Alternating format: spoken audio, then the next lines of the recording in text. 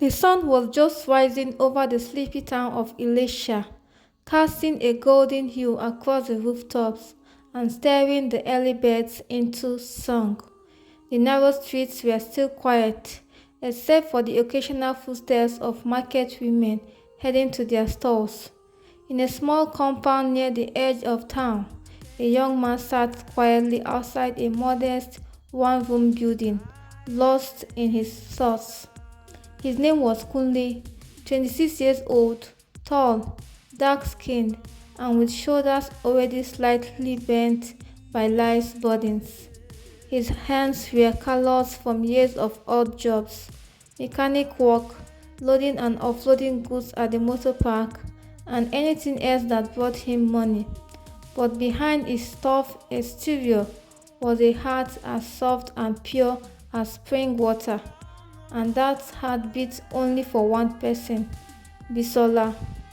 Bisola, the beautiful daughter of a petty trader, had captured the heart of Kunle when they were both in secondary school. She was bright, full of life, and carried herself with the quiet confidence of someone who knew she was meant for more. Kunle had fallen for her quickly and deeply. He admired her ambition and made a vow to himself. No matter what it took, he would help her become the nurse she dreamed of being. Kunle didn't have much, but what he had, he gave. He gave up his own chance to further his education so that Bisola could go to school of nursing in Ibadan. He worked day and night, eating once a day, sometimes sleeping under bridges after late jobs just to save transport fare. He sent her money for fees, for food, for books, even for small allowances, just so she could live like the other girls. For 4 years, Kunle waited patiently. He ignored the mocking words of friends who called him a fool. He turned away from other girls who tried to get close to him. He believed in Bisola. He believed in love. But when Bisola graduated and returned home with her certificate and a new sense of pride, something has changed. She had changed. She no longer called Kunle my love. She became distant, often ignoring his messages and giving short replies. She avoided seeing him in public, and when he finally confronted her, asking what he had done wrong, she told him something he never expected to hear. Kunle, I appreciate all you've done for me. I'll never forget it, but we are no longer on the same level. The words hit him like a slap. What do you mean? He asked, his voice trembling. You are a good man, but I'm a nurse now. I'm planning to move to Lagos. My life is just beginning. I can't be with someone who has no future. His chest tightened. His voice broke. But I sacrificed everything for you. My dreams, my future. It was all for you, Bisola. She looked away. And I'm grateful, but love is not enough, Kunle. With that, she walked away, without a backward glance, without a tear. Just like that, years of love, sacrifice, and hope were thrown into the dust like an old rag. Kunle didn't cry, not immediately. He stood there, frozen, as if struck by thunder. The pain didn't hit all at once. It came slowly, then deeply, like poison in his blood. For weeks, Kunle disappeared from the neighborhood. Some said he had traveled, others said he had gone mad. But in truth, he wandered, jobless, homeless, hopeless. He questioned everything. He cursed love. He cursed himself. One rainy evening, as he sat under a leaking shelter in Ibadan, a black SUV pulled up beside him. A middle-aged man stepped out, holding an umbrella. He was tall, confident, and wore an expensive suit. He looked like someone who had never known hunger. Are you Kunle? The man asked. Kunle looked up, confused. Yes. Who are you? My name is Chief Martins. My driver saw you help an old woman cross the road earlier today. He said you gave her your only jacket and walked her to the clinic. That woman is my mother. Kunle blinked in surprise. He had done it without thinking, just the way he was raised. You don't know me, but I want to help you, Chief Martins said. Come with me. And just like that, Kunle's life changed. Chief Martins took him in, gave him a place to stay, and offered him a job as a personal assistant in his real estate company. At first, Kunle was skeptical, but soon he realized that the man was sincere. He worked hard, learned fast, and within 2 years, Kunle was promoted to junior manager. In 4 years, he was running multiple branches. He dressed in tailored suits now, drove luxury cars, and spoke confidently in meetings. People respected him. Life, which had once been cruel, was now smiling at him. And then came Ronke. She was Chief Martin's only daughter. She was 24 years old, graceful, and as beautiful as the rising sun.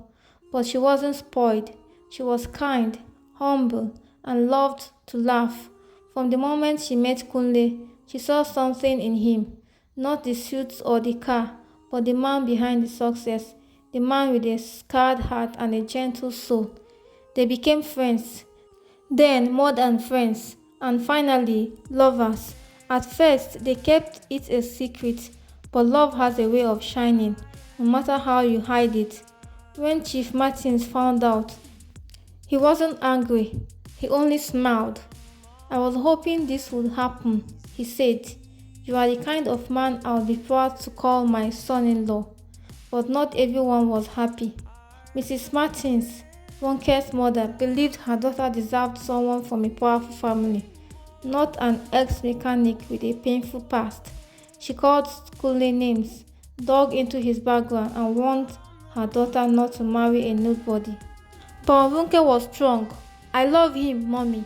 You always say you want me to be happy. Well, Kunle makes me happy. Meanwhile, back in Ilesha, Bisola's life wasn't going as planned. She had moved to Lagos and gotten a job at a private hospital. At first, she enjoyed the independence. She dated flashy men, bankers, politicians, even a married man who promised her heaven. But none of them truly loved her. They used her, cheated on her, and left her feeling empty. She soon realized that all the luxury in the world could not fill the hole in her heart. She thought about Kunle, his laughter, his kindness, his sacrifices. She searched for him online. What she saw shocked her. He was now a big man, a rising star in real estate, featured in magazines, speaking at conferences. She saw pictures of him and Ronke at a charity event, laughing, holding hands, glowing with joy. Jealousy consumed her. Regret followed. She decided to visit him. They met at a corporate function. She approached him, dressed in a designer's gown, with a fake smile on her lips. Kunle, she said sweetly. Long time. He turned and saw her. His face was calm, unreadable. Bisola, it's been a while. I see you're doing well, she said, touching his hand lightly. I'm happy for you. He smiled politely. Thank you. I miss you, Kunle. I made a mistake. I was young and stupid. I see that now. He paused, looked her in the eyes. I forgave you a long time ago, Bisola, but I've moved on. She swallowed hard. Do you love her, that Ronke girl? He smiled, this time with warmth. Yes, deeply. She didn't love me because of what I had. She loved me when I was still building, just like I once loved someone who didn't see my worth. Bisola's eyes welled with tears. I'm sorry, Kunle. He nodded. I know, but some bridges once burned can't be rebuilt. She turned and walked away, the weight of her choices crushing her with every step. But Kunle held Ronke's hand tighter that night. He had loved and lost. He had been broken and rebuilt. And in the end, love found him. Not because he had wealth, but because he had never stopped believing in it. They faced many battles after that, family drama, press rumors, old flames trying to return. But their love stood firm, like a tree planted by the waterside. And one fine Saturday morning, in a garden filled with white flowers and gentle music, Kunle and Ronke exchanged vows in front of friends, family, and even Chief Martins, who wiped tears from his eyes. As they kissed and the crowd clapped, Bisola watched from a distance, hidden behind a tree, her heart heavy but silent. She had learned too late that love, when real, cannot be bought, and when lost, may never be found again.